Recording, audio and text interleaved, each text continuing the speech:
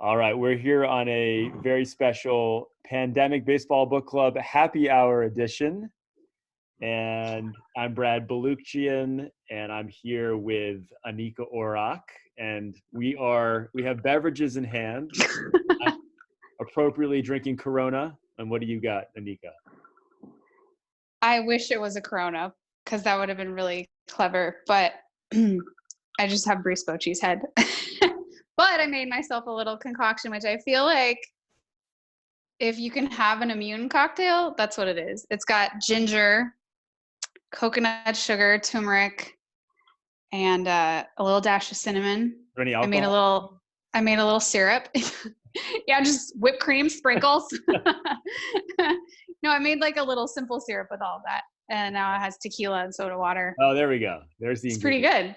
I just pulled the thing is, if you have a Bruce Bochy head mug, it must be twice the size of the average mug, right? So it's huge. I'm just also huge. So you have no way of telling. One Bruce Bochy head worth, you could be on your back after, just flat on your back. One Bochy cocktail. It could take half a Bochy cocktail to have me. I went easy on the booze. We don't want this interview going south. No. As someone who has a very complicated name, I am kind of jealous of your name because it's kind of exotic without easy without being complicated. Like it sounds like some badass Star Wars character that like we have to be Anika Orrock to find the whatever, like, so since I interviewed DB Firstman for her book Hall of Name, and she does this whole thing on the etymology of names.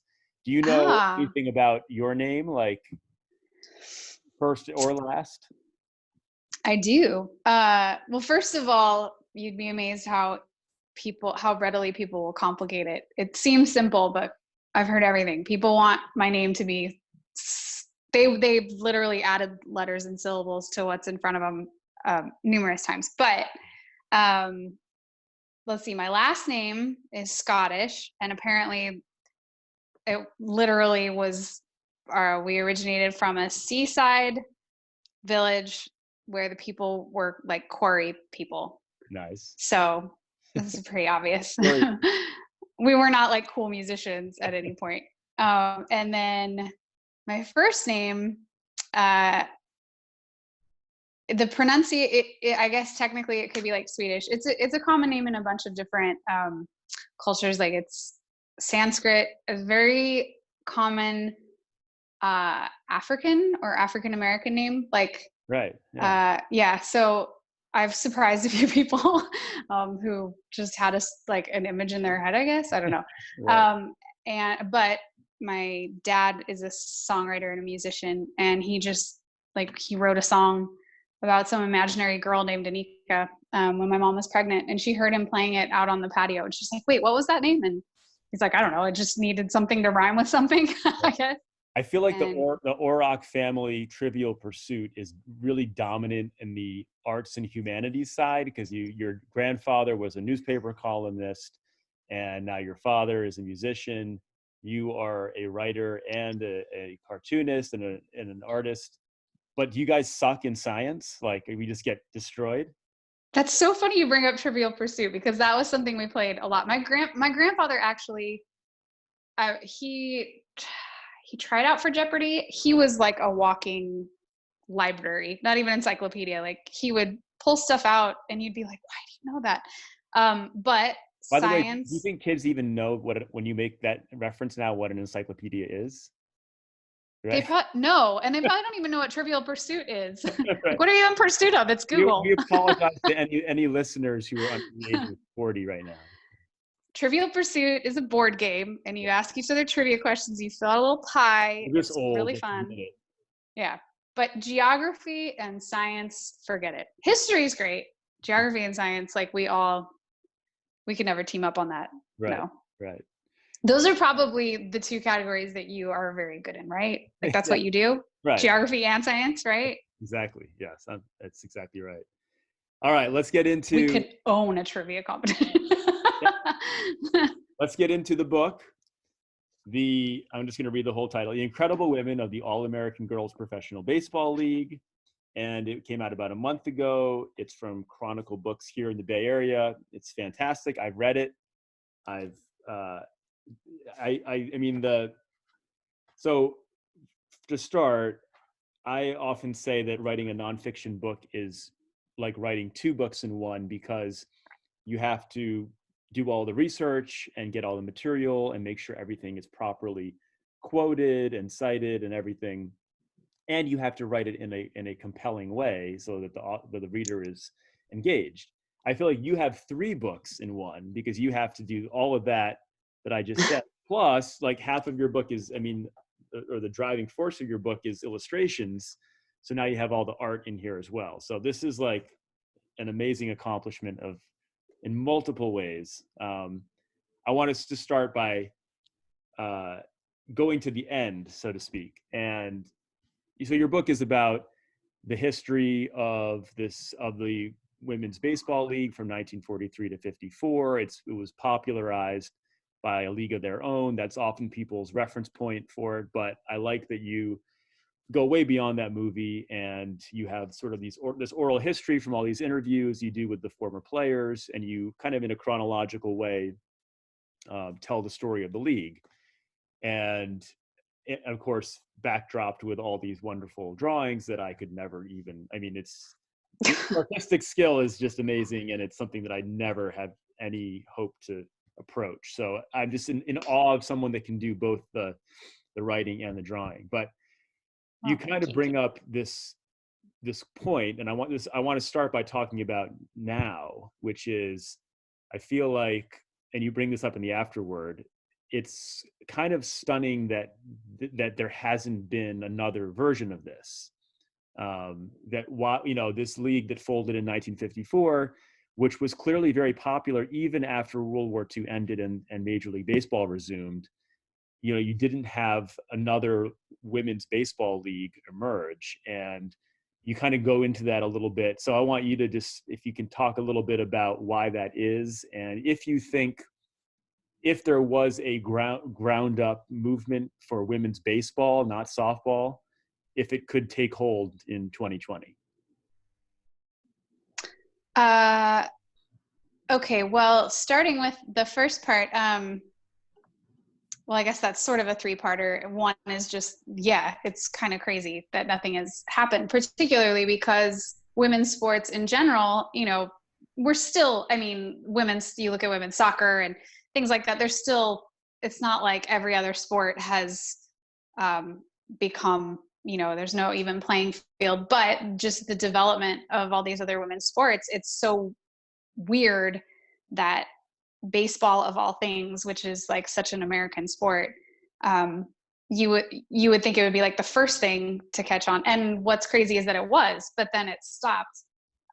So it's not even like, it just was slow to ever come about behind like soccer or hockey or tennis, whatever. It's very weird because it was so progressive at the time, to the point where, it's one thing that women were playing, and at such a high level of athleticism and doing all these incredible things and traveling and all that. But even from the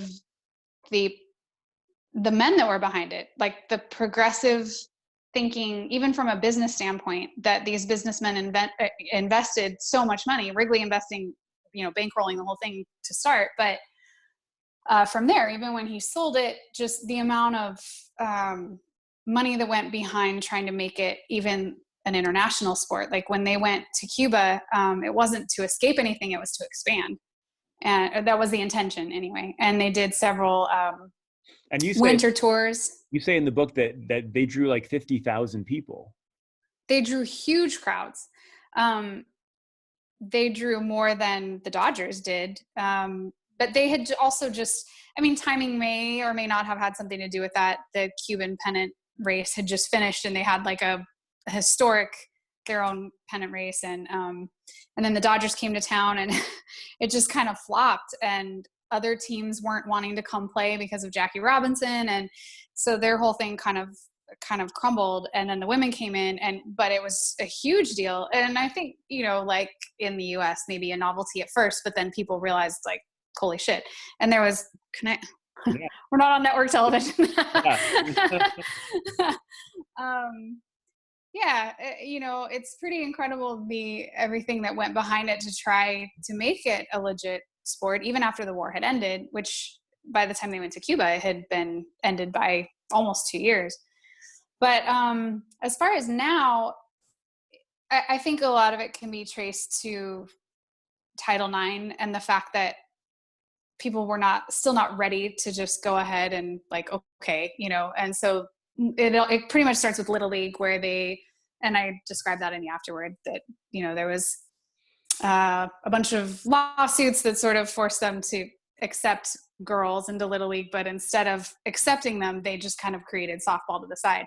And when you start on with that foundation, even still, if a girl starts with softball and a girl starts with baseball, and they're good at it and they keep going, well, there's like the ceiling in baseball pretty much stops after Little League.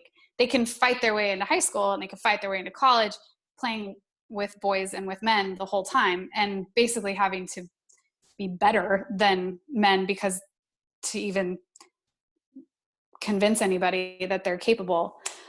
Or they can play with other girls, they can have more fun, they can keep playing with girls in softball, they can get a scholarship through college. That's just the way it goes. So it's really an uphill battle for girls who want to play baseball still, but it's definitely gaining momentum. Do you personally think that if, let's say, one of these organizations that is really focusing on from the early age on up for girls baseball, do you think that there would be enough girls interested in playing, and that it could be something that would be viable from a marketability perspective? Absolutely. Yeah. Especially because, there's the unfortunate, what's the word I'm looking for?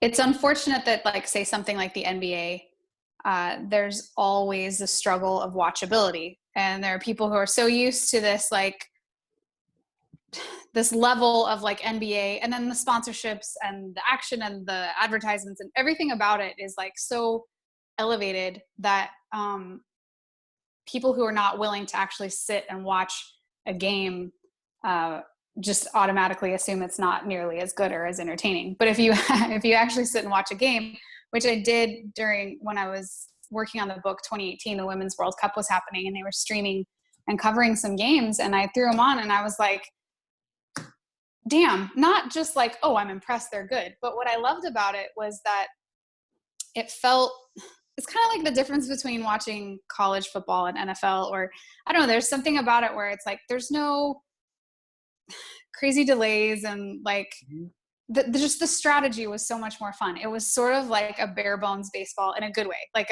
right. Purist view of baseball. Well, and I really enjoyed it.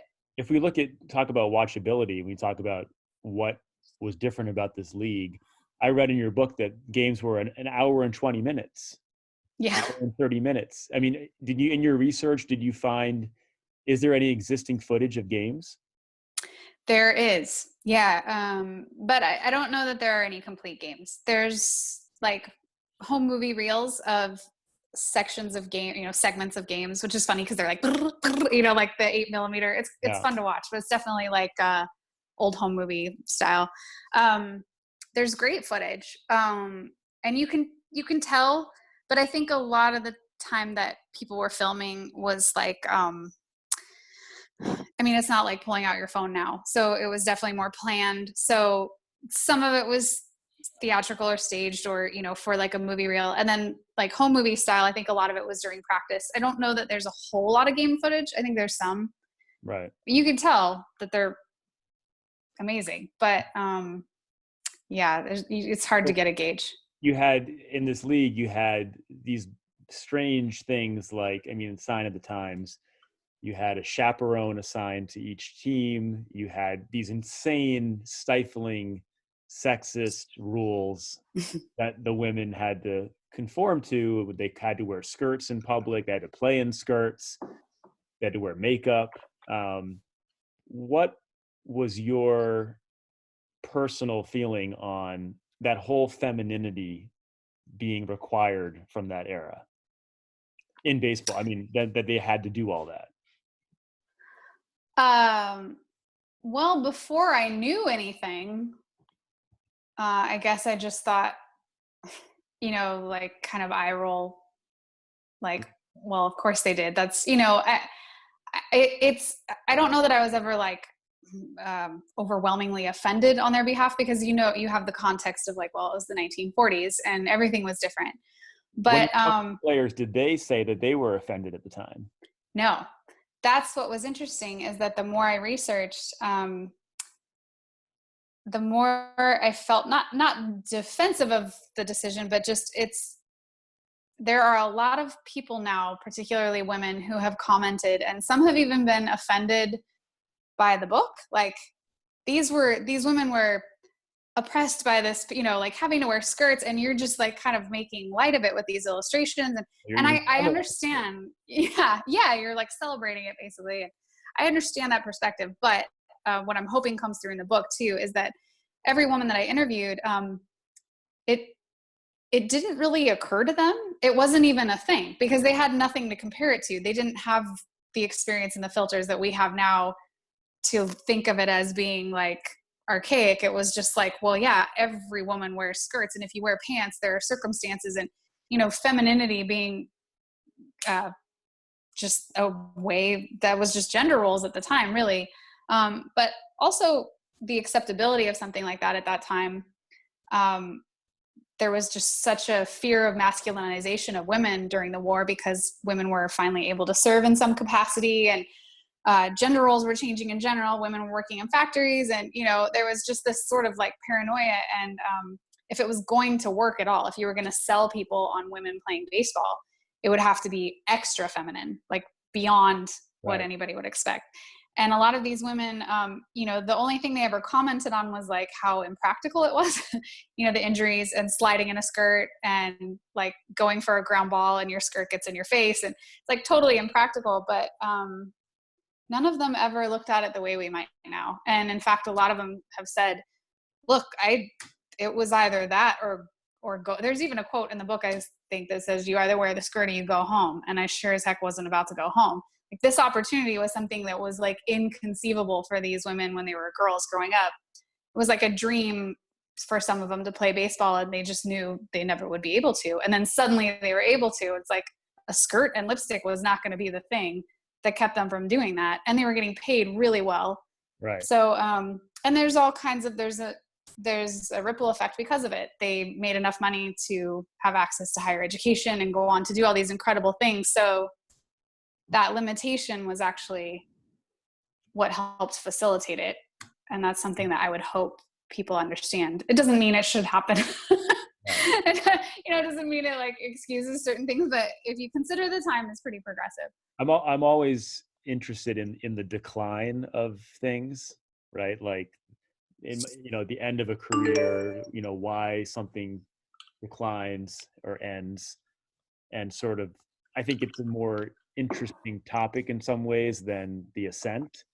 Mm-hmm. And so you talk a little bit in the book about the end of the league, and I like that you tell the history, of these figures in the league, and you talk about one of the guys, I think, who sold the league or sold some teams, and there's a quote in there where he says something like he didn't have like the time to invest in the promotion.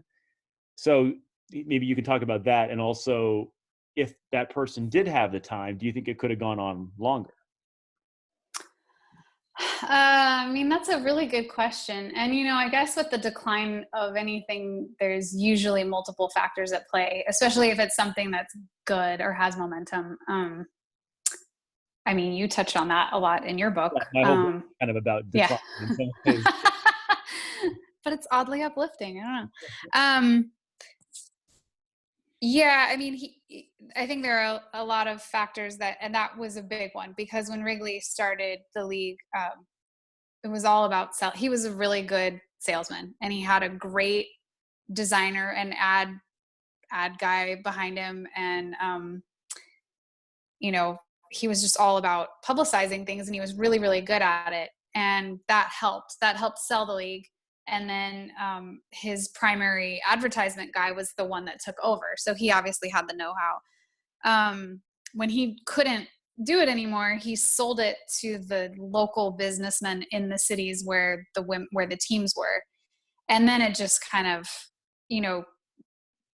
it wasn't even like franchised really. There was no consistency, and some people were more into it than others. But really they all were just kind of like, oh, how fun, it went back. It started as a novelty. They very quickly convinced everybody that it was a professional sport. They were that good and they were that capable, and they garnered that following. And then as soon as ownership changed hands to the civic businessmen, it kind of went back to being a bit of a novelty. And then you also had other novelties like television.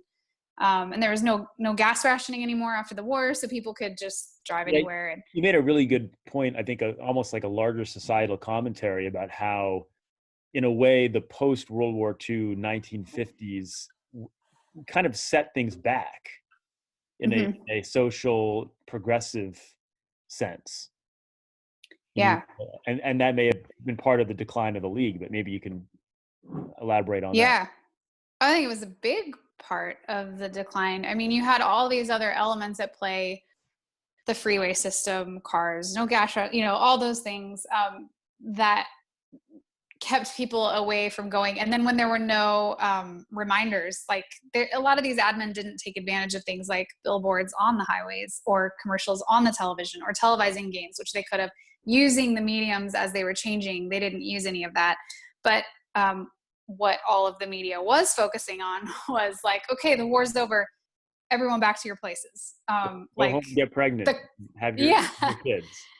Yeah, and there was, prosperity, and like we won, and now there's money, and like we can go back to this sort of utopian, idealized way of living, and that involves a family unit, which is mom, dad, kids, the front lawn, and then suddenly we have a car, and we have a lawn, and we have a white picket fence that has women back in the role.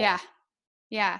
What I love about that, though, is that for however hard they tried, and for however, we look at that time period as being that way, and you see, like, going through all my favorite was going through these old magazines and seeing these ads and just being like, oh my God. Like, there was one where a man had his wife over his lap, and it was like, next time she doesn't get the coffee you like, you just like, you show her. It was a coffee ad, but he was like, and it wasn't even like a playful, like, ooh, it was like, right, I'm walloping you. And she, she's like, sorry. It was terrible. I mean, it's kind of what makes like a show like Mad Men so so popular, is like, it's like you see that culture, how different it was and how backwards by our standards, Yeah. And it's almost a cartoon of, I mean, it's like almost not to be believed. But I think also, again, it was like sort of the backswing of women had taken over a lot of male roles. And there was just sort of like okay, like, don't get carried away. This is our territory. We let you, we had you doing these things because it was necessary. But now, like, fun's over, go, But what I love about all of that is when you look at like the census numbers and just looking through the census, it was really fun to see, just kind of like, it was like it couldn't be stopped. For however hard they tried through television and magazines and advertisements and all of that, and sort of determining woman's value by how marriable she was. It was like, I mean, some of these comments about just like, well, the baseball is good for the ones who are too ugly to get married. Like, at least it gives them a sense of self-worth. And it's like, oh my God. But I love the fact that it's like such a big push, but it still didn't work. Right. In the long run, right.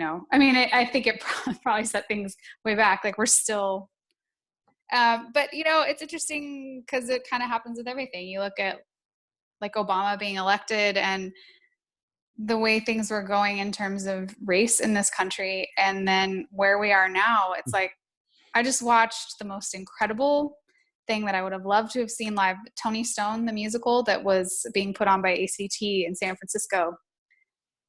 They had to shut down their opening night, which is just heartbreaking because the amount of work that went into it. But they provided a live streaming version, and I bought a ticket and watched it, and it was one of the greatest productions I've ever seen. It was amazing.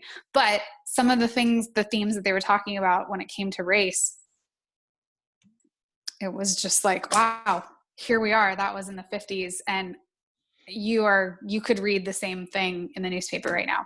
Right. And the same thing with the baseball, like reading quotes from women that played 75 years ago and the struggles they had, and then quotes from women who are playing now. And it's like, you could swap them so easily. Yeah.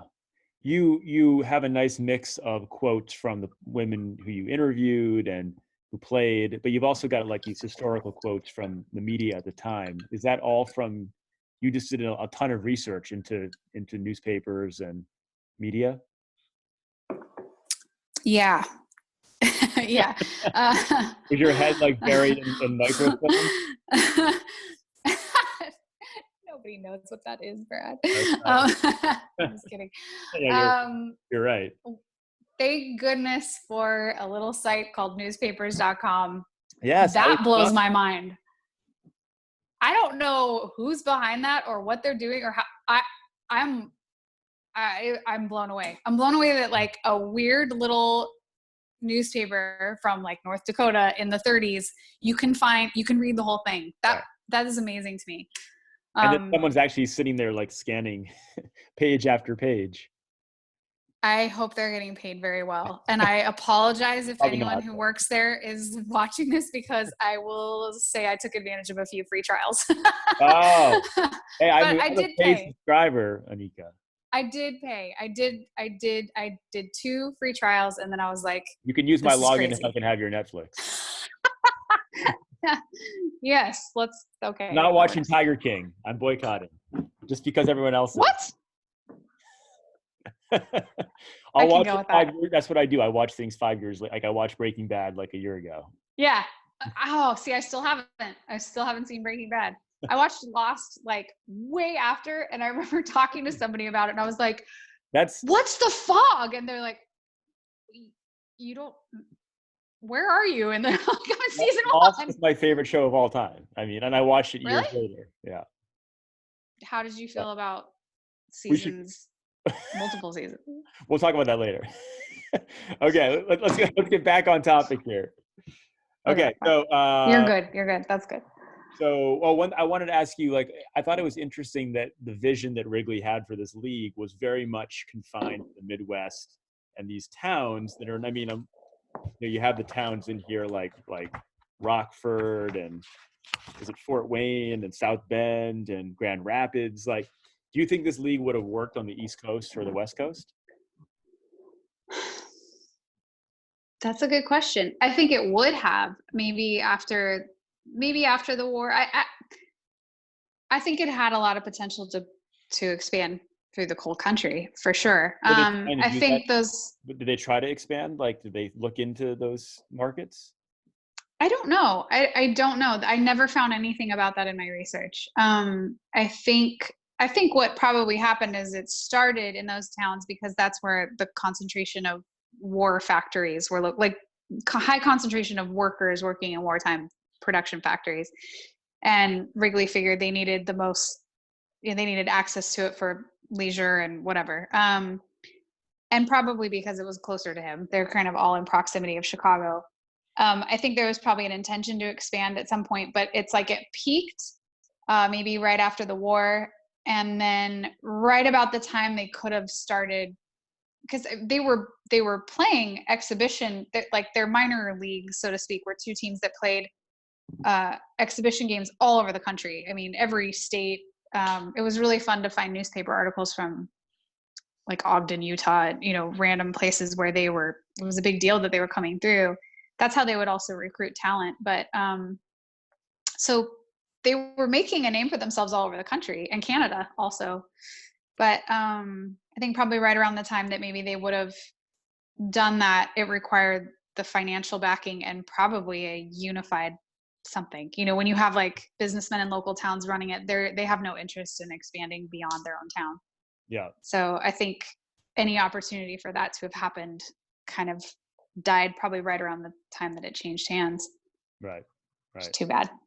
So you did, I know you invested a lot of time in going to the reunions and sort of earning the trust. You did some crazy lip sync thing I read about. I'm not going to ask you to reenact that now, but thank God. you clearly earned their trust. Did you find that the women you interviewed were very forthcoming when you asked them questions? Some of them were. Some of them were very forthcoming and fun.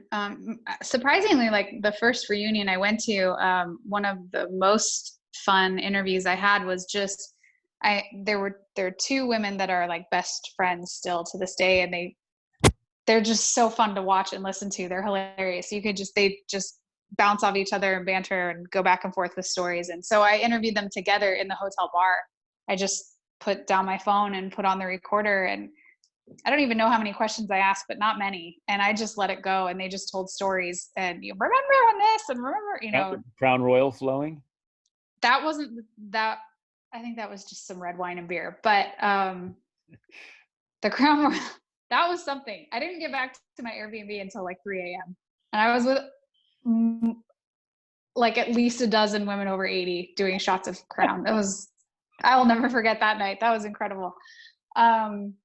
Some were not so, but not the ones at the reunion. The women that attended the reunion were very, very amiable, very willing to talk, very sweet, willing to find a corner to talk, whatever. But the ones that I called were definitely hesitant. I mean, I understand. You're older and there's a stranger calling you, and it's like, and a lot of them were kind of had this like, okay, fine, let's get this over with attitude. I get that too. I would probably feel the same way if somebody just called me on the phone out of the blue. But what was really fun is that they would all hit this point where something would click. And I didn't want to, it was already way out of my comfort zone to be calling people randomly. And that's something I really admire about your book is like you still going to, I won't give it away, but you following through with a lead that was pretty much dead, and you're like, screw it. And you went anyway.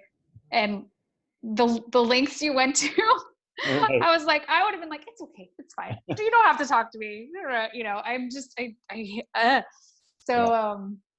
bothering these women was really uncomfortable, but I knew if I wanted substance, I had to just force myself out of it.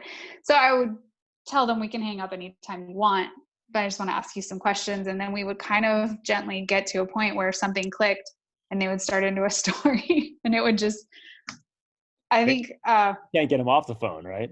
Yeah. I mean, there were several that went like 2+ hours. I was in a super creepy, weird motel room in Rockford, and had called at one of the Callahan sisters. The other Callahan sister is the one whose son did the documentary that Penny Marshall saw that inspired the movie. So they were sisters in the league, which I think probably was loosely the inspiration for the Gina Davis, Lori Petty characters. But so the other Callahan sister was in a nursing home in Canada, and I called her, and she, first of all, had the sweetest little old lady voice that was like, kind of like the granny in the Sylvester cartoons, like, oh, just like so sweet.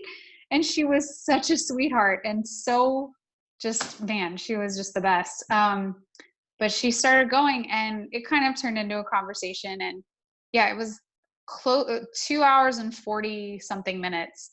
And I finally kind of had to be like, and I hung up, and then immediately a notification showed up on my phone that was like, you don't have international calling. And basically, I made like $140 phone call. Oh. So I had to call my cell carrier right away. I was like, and tell them what I was doing. And they were nice about it. And they retroactively applied something. But inside baseball question, as a fellow writer, how did you transcribe all these interviews? Oh man. I don't want to ruin some poor app developer, but I used an app that takes your recording and will provide you a written transcript for like X amount per But word. it's garbage, isn't it? It was terrible, like comical. And some of the words, what was great is some of the words, it's like really, really bad autocorrect. But the best part about autocorrect is sometimes it'll correct otherwise normal frequently used words with like baluster or some word that like you never use, or a bad word that you never use. And you're like, why would it do that? It's like that, but worse. There were some things that I screenshotted because they were so nasty and horrible that I was like, that's pretty funny. Because that's an old lady saying that, but she didn't really say that. But it's like just the worst sentence. You have to manually do it all in the end? It was half and half. I mean, I was able to sort of stitch together and correct, but I did have to look at the transcript while listening. And it had this feature where it would, like, highlight the sentence that it was on while it was talking, so I could stop and correct it. And it was really tedious. Yeah, it was about 30% less tedious than listening and typing yourself. Yeah. So it was like slightly helpful, but not really. Yeah. So let's talk about crying and tears, Anika. But you make a point in the beginning of the book to say that there, in fact, is a lot of crying in baseball. And unlike the Tom Hanks line in A League of Their Own. And I completely agree with you, because in my book, everybody cries, and it's great. It's why I'm still reading it, Brad. So I think it's a great point that, so baseball, when you talk about baseball and masculinity, it's sort of a subset of baseball. Your book is about women and a women's league, but so there's a whole thing about men and crying and masculinity and all that. But for more broadly, maybe you can just expand on the importance of crying in baseball. Well, I'm a great candidate to talk about the importance of crying at anything. Well, what's interesting is a lot of these women who I interviewed, they're not trying to be tough. They're not trying to be anything. In fact, they spent most of their lives not talking about it. So to only have been talking about it for the last 25, 26 of the last 75 years, or 50 to 75 years, is I think it's sort of they're kind of like, oh, we did something important, and now they understand, I think, the significance of it, and they've really devoted a lot of their time to helping girls and women, and empowerment, and boys too. But when you talk to them about any of that, I think there's even a quote in the book from one of the women who went on to become a nun, where she says, we wouldn't have even thought to cry. You played no matter what. You played injured because there was somebody waiting to take your place. I mean, it's like such a sought after thing. I doubt nobody cried at some point, I'm sure, but it just wasn't really a part of their experience that at the forefront of anything. But as far as me, and crying, where I think it has a place. Is that what you mean? Like, yeah, I mean, or there's that that line, there's no crying in baseball, but it's so inaccurate, right? Yeah, it's a load of crap.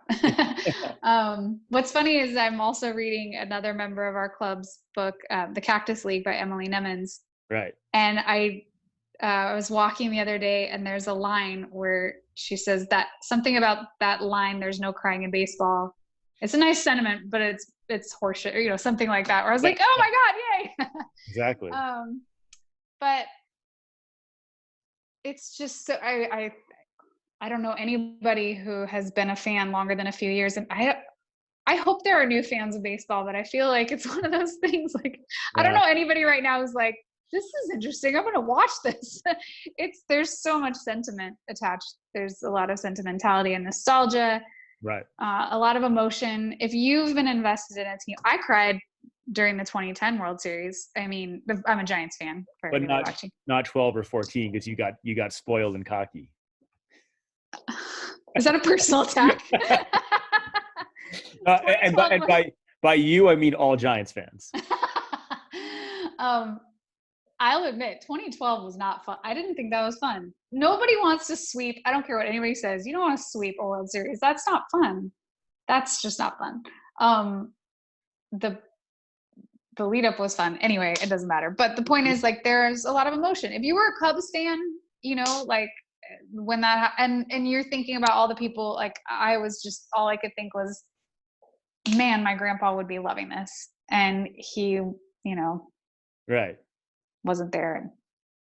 And then you see videos like there's several videos like this, but there's one that always comes to mind of Mike Trout handing a kid a ball, and he's just so overcome with emotion that he's just like, you know, and it's like he doesn't know what to do with it, and he just starts crying, and it gets me every time I watch it. I'm like, oh, kid, you know, he's probably like 19 now, I don't know, but it's really sweet. Do you still follow the Giants closely?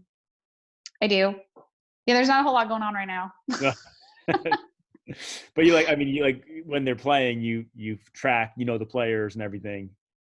I listen to every game pretty much. Yeah. Well, I'm in Tennessee now. It's my lifeline.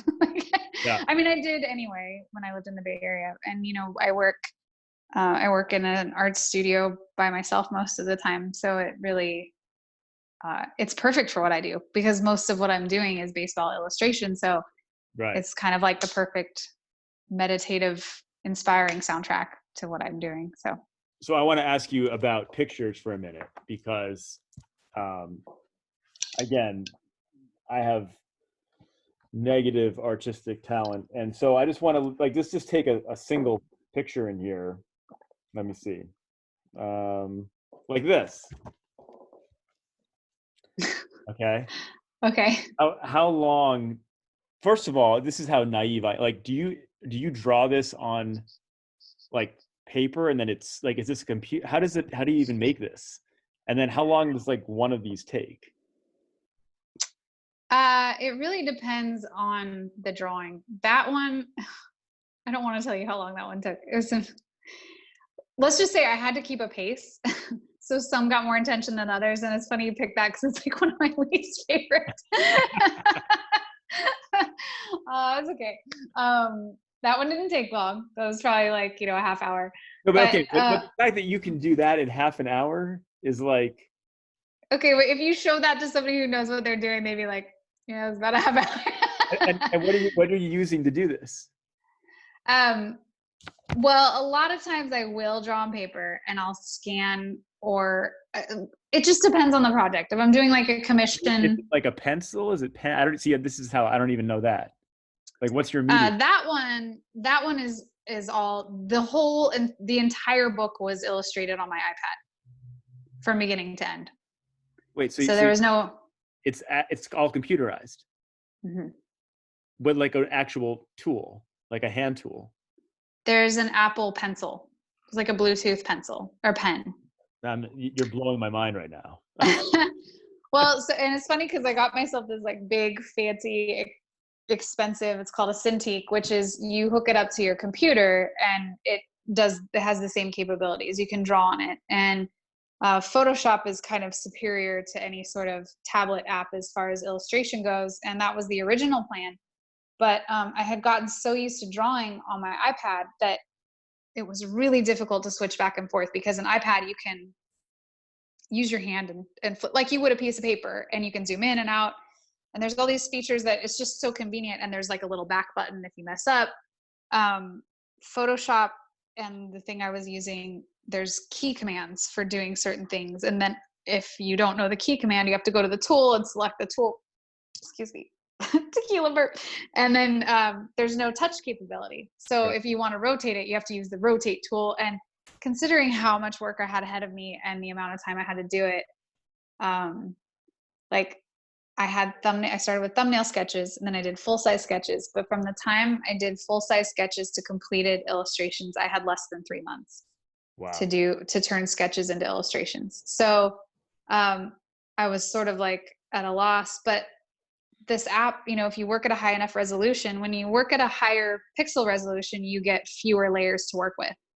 But I just did as much as I could on the back end with sketching and figuring out my color palettes. So I was able to use fewer layers, and I just did the whole thing on my iPad, which was great because it was also portable. So I did a lot of work on airplanes, coffee shops. It kind of kept me sane to be able to leave my desk and work on it wherever I went, and kind of necessary because I had so little time to do it that if I had something scheduled, I had to be there. I could just bring it with me. So, yeah, all digital. Let's play. I have a new segment for the Pandemic Baseball Book Club called "No One Reads Acknowledgements Except for Us." I'm going to pick a random person out of the acknowledgements, and I'm going to ask them, like, what's their deal? Lena Park. Oh, Lena. She's so sweet. She works for Baseball for All, the organization that was founded by Justine Siegel. They organize girls' baseball teams and hold tournaments. It's an incredible organization. I don't really even know how to describe it. People should just look it up. It's called Baseball for All. She does like a lot of their social media stuff, and she linked me up with a few people in the afterward. She's also done some incredible stuff to promote my book through Baseball for All. And she also, I just saw her on the set. They were shooting a pilot for a League of Their Own series that it's not a series, but they're shooting the pilot for an Amazon, what they're hoping will be a series on Amazon, which it absolutely should be. It looks awesome. Abby Jacobson is the lead role. And one of my good friends is in it, which I didn't know. He sent me a message on Instagram and he's like, so between you and me, I was like, I was just there. But I had a really great time on the set sketching, and she was there doing training, like with the actors and actresses. She and Justine Siegel are training the ones who don't know how to play baseball, how to make it authentic. So she does awesome work. Is she aware that she's in your acknowledgements? That's a good question. I don't know. I'm going to send her this interview and then she will. Yeah. I know it's such a weird thing. You want to tell people, like my high school English teacher is in there and she's like, I bought your book. It's wonderful. And I'm like, and? Yeah. I want to be like, turn the book. Where's the you're welcome? Yeah. Yeah. It's kind of a weird, I thanked you. So you can go ahead and thank me because I thanked you. I think acknowledgements is one of the most fun parts to write in the book. Like I would write a book just so I can write acknowledgements. Right?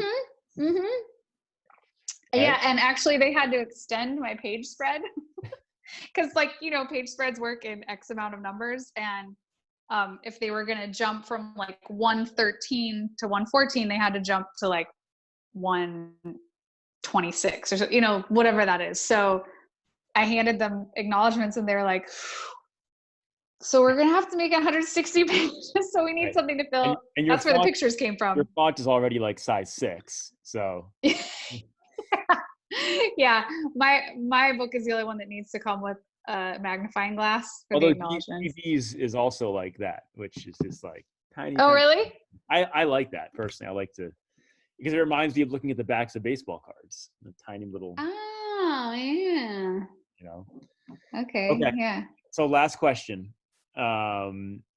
What in this whole process, what is the thing that you enjoy the most, or have enjoyed, or are enjoying the most, of beginning to end? Well, first of all, how long was you, like, I call it bell to bell, beginning to end of the book? How long was it for you? Mine was 6 years, so it's a long time. You win.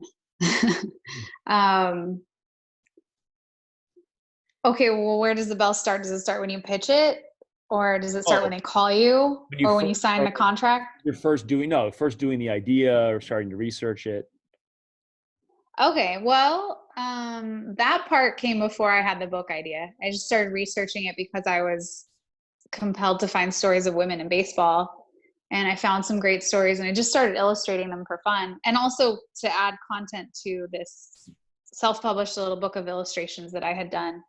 I just really wanted there to be women in there because I realized I had a whole book of just men. So I wanted something represented. So I included a few illustrations in that. So that was five years ago, maybe. So yeah, The book, yeah, I guess so. The idea for the book I included with several pitches. I sent all in one packet to Chronicle, and they got to me in July of 2017. mm-hmm. Was when I got an email from the editor that I ended up working with. But the research part was pretty light. Like I was just finding good stories. And that was about as deep as I thought it would go. I thought it would just be like a story and an illustration, a story and an illustration. So after I met with the editor, she said, we want to do it.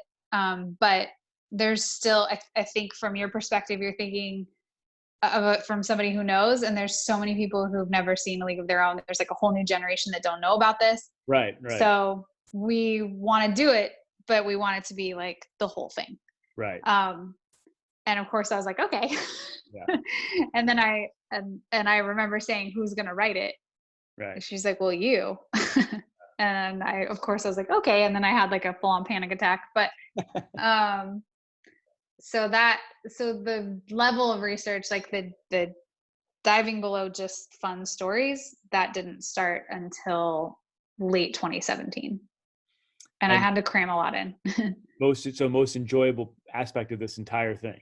What is it? Oh my God. The reunions. Yeah. Yeah. Just being with those women for days at a time. Unfortunately, this last one I got sick. And I didn't want to be around them. Ironically, I didn't want to bring. Are they? What's that? When are the reunions? What time of year? Usually like late August, early September-ish. So they've canceled this year's. Oh. It was going to be, it's usually kind of falls around like Labor Day weekend. Yeah. So yeah, this one was going to be in Chicago. It's been canceled, but they've already rescheduled for next year, which is promising. The unfortunate thing, it's just a reality, but every year there are fewer. Yeah. And we lost a couple of women that I interviewed that I really, really liked this past year. So we would have been missing them this year, but hopefully they'll be hanging around for next year. So yeah. But they're a lot of fun. Yeah, it sounds like it. All right. Well, thank you. It's been a pleasure to talk about your book. All mine. We'll see our listeners, or listeners will hear us again when we do our next Pandemic Book Club interview. So thanks for listening.